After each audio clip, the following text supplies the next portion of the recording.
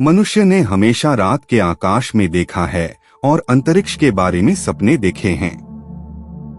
20वीं सदी के मध्य में ऐसे रॉकेट विकसित किए गए जो इतने शक्तिशाली थे कि ग्रेविटी को पार करके ऑर्बिटल तक पहुंच गए, जिससे स्पेस एक्सप्लोरेशन के लिए एक वास्तविकता बनने का मार्ग प्रशस्त हुआ।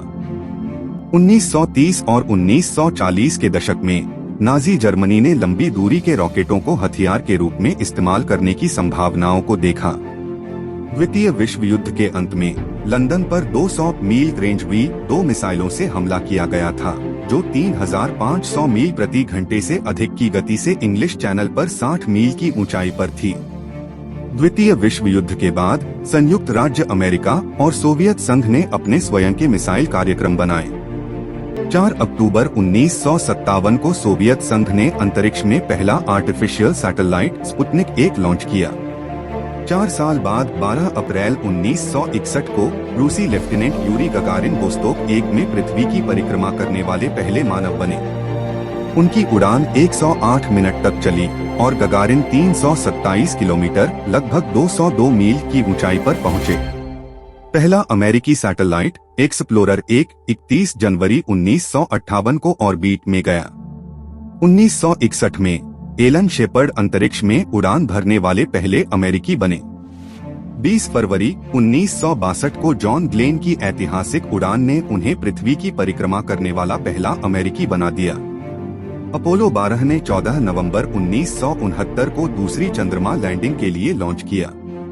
चंद्रमा पर एक आदमी को उतारना और 1 दशक के भीतर उसे सुरक्षित रूप से पृथ्वी पर वापस लाना 1961 में राष्ट्रपति जॉन एफ कैनेडी द्वारा निर्धारित एक राष्ट्रीय लक्ष्य था।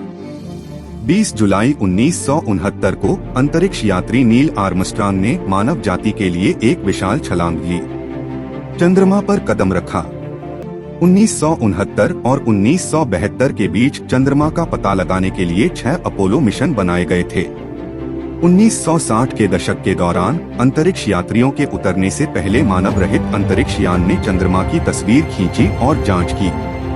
1970 के दशक के प्रारंभ तक परिक्रमा करने वाले संचार और नेविगेशन सैटेलाइट्स डेली यूज में थे और मेरिनर स्पेसक्राफ्ट यान मंगल ग्रह की सतह की परिक्रमा और मैपिंग कर रहा था।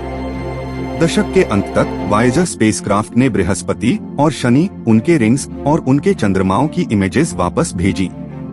स्काईलैब अमेरिका का पहला अंतरिक्ष स्टेशन 1970 के दशक का एक ह्यूमन स्पेस फ्लाइट हाईलाइट था, जैसा कि अपोलो सोयुज टेस्ट प्रोजेक्ट था, जो दुनिया का पहला अंतर्राष्ट्रीय क्रूड अमेरिकी और रूसी अंतरिक्ष मिशन था। 1980 के दशक में टेलीविजन प्रोग्राम्स को ले जाने के लिए सैटेलाइट कम्युनिकेशंस का विस्तार हुआ और लोग अपने घरेलू डिश एंटेना पर सैटेलाइट सिग्नल्स को लेने में सक्षम थे। उपग्रहों ने अंटार्कटिका के ऊपर एक ओजोन होल की खोज की, जंगल की आग का पता लगाया और हमें 1986 में चेरनोबिल में न्यूक्लियर पावर प्लांट डिजास्टर की तस्वीरें दी।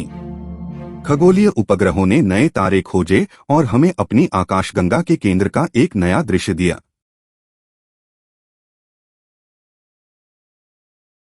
What is International Space Station?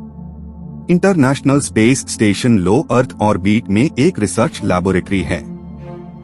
इसके डिजाइन और निर्माण में योगदान देने वाले कई अलग अलग साझेदारों के साथ यह high flying laboratory space exploration में सहयोग का प्रतीक बन गई है, जिसमें पूर्व प्रतियोगी अब एक साथ काम कर रहे हैं। 2000 के नवंबर में एक्सपीडिशन 1 के बाद से स्टेशन पर लगातार कब्जा कर लिया गया है। स्टेशन को विभिन्न प्रकार के आने वाले स्पेसक्राफ्ट द्वारा सर्विस किया जाता है। The Russian Soyuz and Progress, American Dragon और Cygnus, the Japanese H2 transfer vehicle और पूर्व में स्पेस शटल और यूरोपियन ऑटोमेटेड ट्रांसफर व्हीकल। यह 17 विभिन्न देशों के अंतरिक्ष यात्री और अंतरिक्ष पर्यटकों द्वारा दौरा किया गया है। स्पेस लॉन्च सिस्टम को लागत कम करने और निर्भरता, सुरक्षा और विश्वसनीयता में सुधार करने के लिए डिजाइन किया गया है।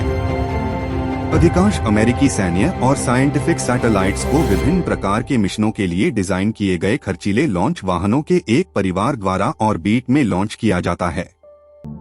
अन्य देशों के पास अपने स्वयं के लॉन्च सिस्टम हैं और लॉन्च सिस्टम की अगली पीढ़ी को विकसित करने के लिए कमर्शियल लॉन्च मार्केट में स्ट्रॉन्ग कंपटीशन है। The future of space exploration. Orion during exploration mission 1 के दौरान ओरियन लगभग 3 सप्ताह के मिशन के दौरान चंद्रमा से हजारों मील आगे निकल जाएगा। मॉडर्न स्पेस एक्सप्लोरेशन उन क्षेत्रों तक पहुंच रहा है जिनके बारे में कभी केवल सपने देखे जाते थे। मंगल ग्रह मॉडर्न स्पेस एक्सप्लोरेशन का केंद्र बिंदु है और मैंड मार्स एक्सप्लोरेशन एक दीर्घकालिक लक्ष्य है संयुक्त राज्य अमेरिका का।